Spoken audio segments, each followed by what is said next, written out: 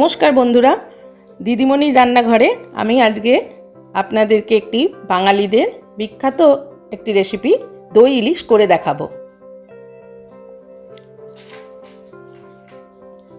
দই ইলিশ বানাতে আমি এখানে 4 পিস ইলিশ মাছ নিয়ে নিয়েছি। ইলিশ মাছটাই আমি একটু নুন হলুদ মাখিয়ে রেখে দিয়েছি।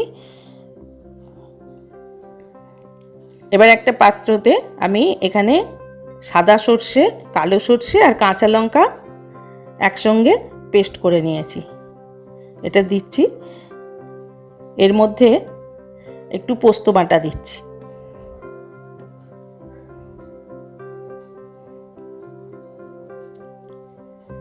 এবার একটু টক দই দিয়ে দিলাম।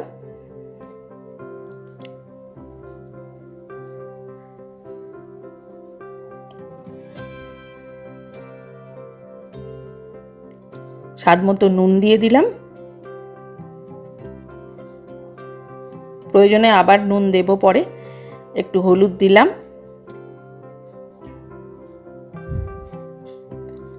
একটু সর্ষের তেল দিচ্ছি,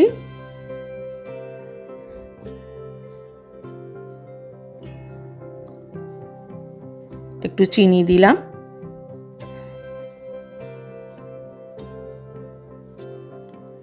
এটা ভালো করে মাখিয়ে নেব।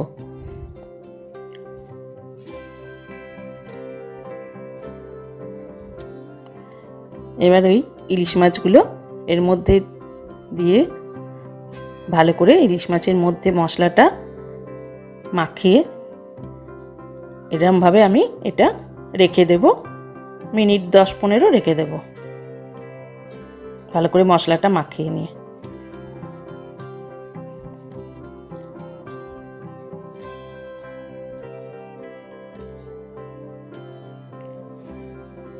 আমি চলে এসেছি। এরপর মাছগুলোর মধ্যে মশলাটা বেশ ভালো করে রসটাও ঢুকে গেছে, নুন টুনের স্বাদগুলো ভালো পাওয়া যাবে।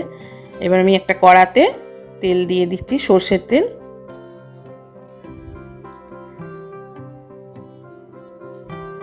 এর মধ্যে একটু কালো জিরে দিলাম,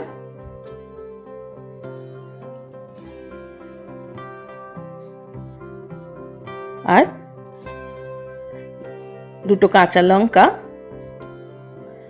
একটু চিড়ে দিয়ে দিচ্ছি। এবার মাছটা পুরো ঢেলে দিলাম তেলেতে।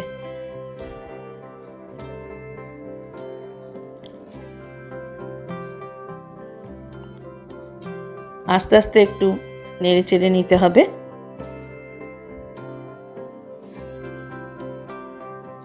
পুরো মশলাটাই আমি ঢেলে দিয়েছি। খুব আস্তে আস্তে নাড়তে হবে, কারণ খুবই নরম মাছ, ভেঙে যেতে পারে।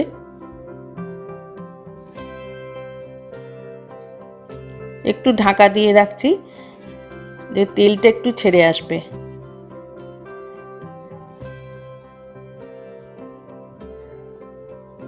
একটু উল্টে পাল্টে দিই।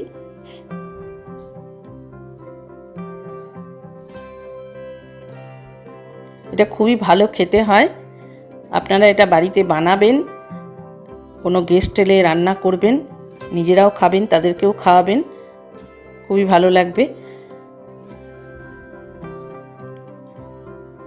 এবার একটু ওই বাটি ধোয়া জলটা দিয়ে দিচ্ছি।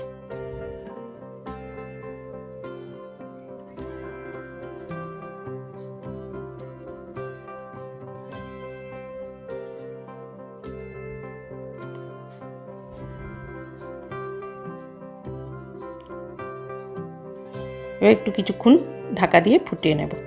আপনাদের যে রেসিপিটা ভালো লাগে আমরা অনেক লাইক করবেন, শেয়ার করবেন, আর আমার চ্যানেলকে সাবস্ক্রাইব করবেন, আর যে বেল আইকনটা আছে ওটা প্রেস করবেন অবশ্যই আমার নিত্য নতুন রেসিপি পাওয়ার জন্য। দেখুন হয়ে গেছে মাছগুলো, আমি একটু উল্টে পাল্টে দিচ্ছি। খুব সুন্দর একটা গন্ধ এসছে, খুবই ভালো একটা রেসিপি, আপনারা বানাবেন অবশ্যই। আমি একটু নুনটা দেখে নেব।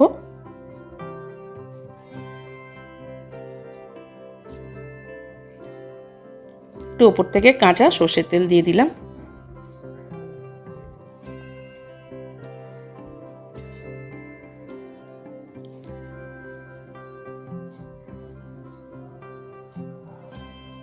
হয়ে গেল আমার দই ইলিশ।